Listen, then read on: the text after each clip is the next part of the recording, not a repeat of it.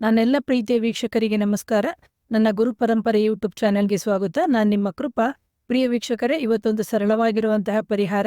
ಇದು ವ್ಯಾಪಾರದಲ್ಲಾಗ್ಲಿ, ಹೋಟ್ಲುಗಳಲ್ಲಾಗ್ಲಿ, beauty parlour ಆಗಲಿ, ಮಾಲಲ್ಲಾಗ್ಲಿ, ಯಾರು ಬೇಕಾದ್ರೂ ಈ ಪರಿಹಾರವನ್ನ ಮಾಡ್ಕೋಬಹುದು. ಒಂದು ಸಣ್ಣ ಪೆಟ್ಟಿ ಅಂಗಡಿ ಇಟ್ಟಿರೋರು ಮಾಡ್ಕೋಬಹುದು. ಪಾನಿಪುರಿ, ಮಸಾಲೆ ಪುರಿ, ಈ ತರ ಯಾರು ಬೇಕಾದ್ರೂ ಈ ಪರಿಹಾರವನ್ನ ಮಾಡ್ಕೋಬಹುದು.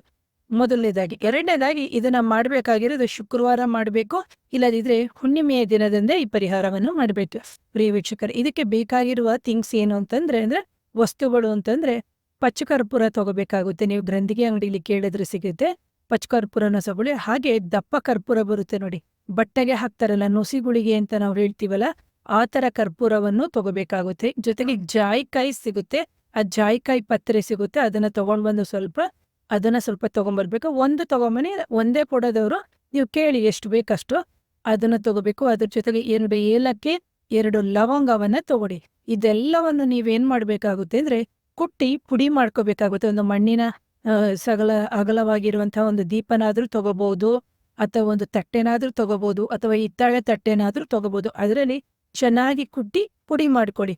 ಆ ಪುಡಿ ಆದ ತಕ್ಷಣ ನೀವೇನ್ ಮಾಡ್ಬೇಕು ಅಂತಂದ್ರೆ ಅದಕ್ಕೆ ಸ್ವಲ್ಪ ತುಪ್ಪವನ್ನು ಹಾಕಬೇಕು. ನೀವು ಎಷ್ಟು ಮಾಡ್ಕೊಂಡಿದ್ದೀರೋ ಅದು ನಿಮ್ಮ ಕಣ್ಣಳತೆಗೆ ನೋಡ್ಕೊಳ್ಳಿ. ಪ್ರಿಯ ವೀಕ್ಷಕರೇ, ಒಂದು 8ರಿಂದ 10 ತೊಟ್ಟಾಗಿರ್ಬೋದು, 10ರಿಂದ 12 ತೊಟ್ಟು, ಅಥವಾ 1 ಚಮಚ ತುಪ್ಪ ಆದ್ರೂ ನೀವು ಹಾಕೊಂಡು ಚೆನ್ನಾಗಿ ಮಿಕ್ಸ್ ಮಾಡಿ ಆ ಪೌಡ್ರನ್ನ.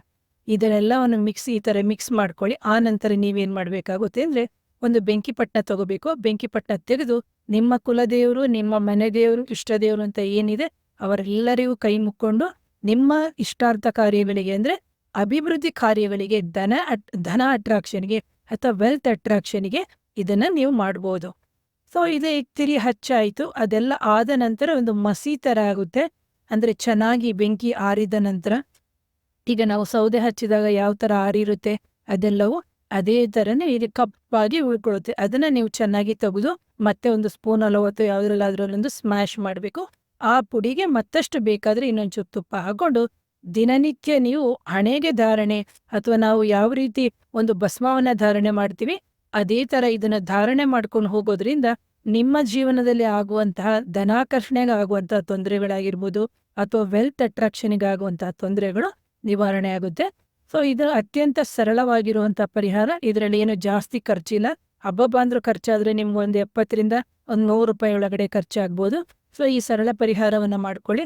ಜೊತೆಗೆ ನನ್ನ ಈ ಚಾನಲ್ನ ಯಾರು ಮೊದಲನೇ ಬಾರಿಗೆ ನೋಡ್ತಾ ಇದ್ರಿ, ದಯವಿಟ್ಟು ಚಾನಲ್ನ ಸಬ್ಸ್ಕ್ರೈಬ್ ಮಾಡಿ, ಲೈಕ್ ಮಾಡಿ, ಶೇರ್ ಮಾಡಿ. ಎಷ್ಟೋ ಜನ ನೋಡಿರ್ತಾರೆ ಆದ್ರೂ ಒಂದು ಲೈಕು ಕೊಡಲ್ಲ, ಒಂದು ಕಮೆಂಟು ಕೊಡಲ್ಲ. ಹಾಗಾಗಿ ಇನ್ನೊಬ್ಬರಿಗೂ ಈ ಪರಿಹಾರವನ್ನ ಹೇಳಿ, ಹಾಗೆ ಶೇರ್ ಮಾಡಿ ಪ್ರಿಯ ವೀಕ್ಷಕರೇ. Once again thank you.